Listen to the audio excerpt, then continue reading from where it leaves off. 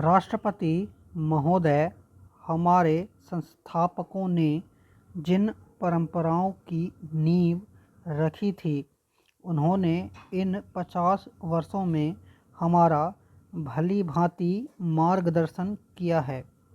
जैसे जैसे हमने प्रगति की है, उसी तरह हमारा लोकतंत्र भी परिपक्व हुआ है। भारत विश्व में सबसे प्राचीन सभ्यता वाला देश है, लेकिन एक गणराज्य के रूप में नया है। तथापि लोकतंत्र कानूनी अनेकत्व तथा दूसरे के विचारों को आत्मसात करने की क्षमता ने अपनी जड़ें इतनी गहरी जमा ली हैं कि उन्हें कोई हिला नहीं सकता। एक लोकतंत्र के रूप में जानते हैं कि हमें समय के बदलाव के अनुरूप ही अपनी लोकतांत्रिक परिपाटियों को ढालते रहना होगा। वास्तव में यह भी भारतीय परंपराओं का ही एक हिस्सा है। सदियों से हमारी सभ्यता को अनेकत्व से शक्ति मिलती रही है, जिसमें नई सोच, नई अवधारणाओं और नए प्रभावों को ग्रहण करने और अपने को उनके अनुकूल बनाना शामिल है। तथापि कुछ आधारभूत सिद्धांतों जो भारतीय अस्मिता के सार हैं, इस प्रक्रिया के दौरान भी अक्षुण्ण रहे। हमारी स्वतंत्रता की लड़ाई, सशक्त राष्ट्रीय चेतना और हमारी जनता की व्यापक भागीदारी के साथ साथ लोकतांत्रिक बहस के आधार पर लड़ी गई। उपनिवेशवाद के हमारे अनुभव से निर्णय की स्वतंत्रता, आचरण की स्वायत्तता तथा निरंतर भेदभाव एवं असमानता पैदा करने वाली सामाजिक प्रणाली एवं व्यवस्थाओं के प्रति हमारे विरोध को और अधिक बल मिला। भारत 50 वर्षों से विश्वव्यापी निरस्त्रीकरण के जरिए अंतर्राष्ट्रीय शांति और न्याय संगत सुरक्षा के लिए निरंतर प्रयास कर रहा है। हम विश्व को परमाणु हथियारों से मुक्त कराने की दिशा में अभी भी प्रतिबद्ध हैं और हमारा विश्वास है कि विश्व में सुरक्षा का माहौल बनाने का यही एक रास्ता है।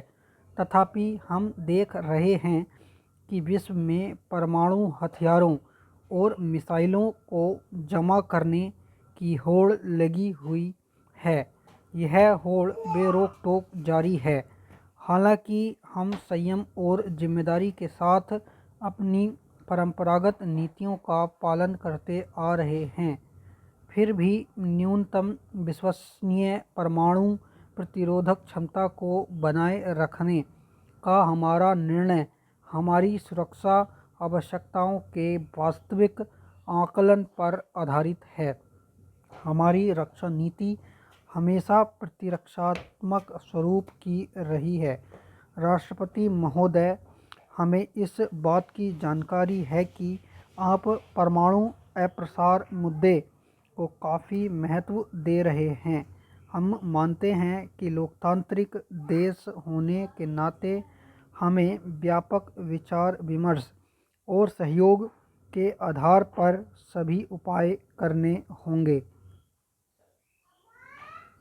राष्ट्रपति महोदय, भारत ने हमेशा ही अपने पड़ोसी देशों के साथ आपसी विश्वास के माहौल में तथा परस्पर लाभकारी प्रयासों के आधार पर अपने संबंध विकसित करने की कोशिश की है। दुर्भाग्यवश हाल ही में जो घटनाएं घटी हैं, उनसे एक पड़ोसी देश के साथ विश्वास पर आधारित संबंधों पर बुरा असर पड़ा है। हमारा दृष्टिकोण व्यावहारिक है। हमें विश्वास है कि परिपक्व राष्ट्रों को आपसी मतभेदों का स्थायी एवं व्यावहारिक हल केवल शांतिपूर्ण और द्विपक्षीय बातचीत के जरिए ही ढूंढना चाहिए। अंतर्राष्ट्रीय संबंधों में आक्रामक बल प्रयोग का अब कोई स्थान नहीं है। राष्ट्रपति महोदय, जैसे जैसे हमारी बातचीत आगे बढ़ेगी, भारत और संयुक्त राज्य अमेरिका को आपसी हितों के बिंदुओं से ऊपर उठकर दोनों के संयुक्त विजन पर भी ध्यान देना चाहिए। जिस वक्तव्य पर हमने कल हस्ताक्षर किए हैं वह इस दिशा में पहला कदम है। हमें अपने बीच मित्रता की एक जीवंत और अनूठा उदाहरण पेश करना चाहिए।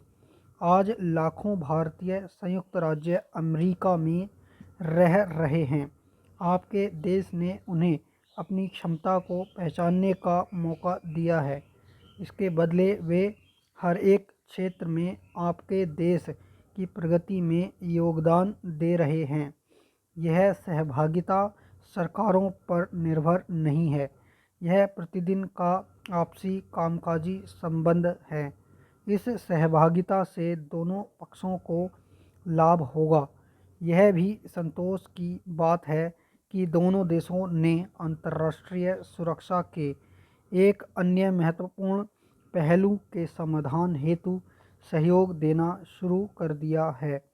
आतंकवाद की समस्या, जिसका संबंध चरमपंथ की विचारधाराओं से जुड़ा है तथा जिसे नशीले पदार्थों की अवैध व्यापार के जरिए वित्त पोषण किया जाता है, आज राष्ट्रों के लिए एक सबसे बड़ी चुनौती बनी हुई है।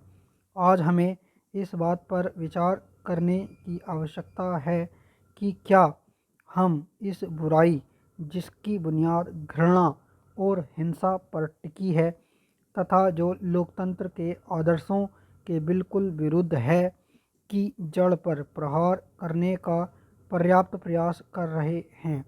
हम संतुष्ट नहीं हो सकते, न ही हम ये वायदे सहन कर सकते कि हम सही निर्णय लेने के बिना इन्हें पूरा नहीं कर सकते।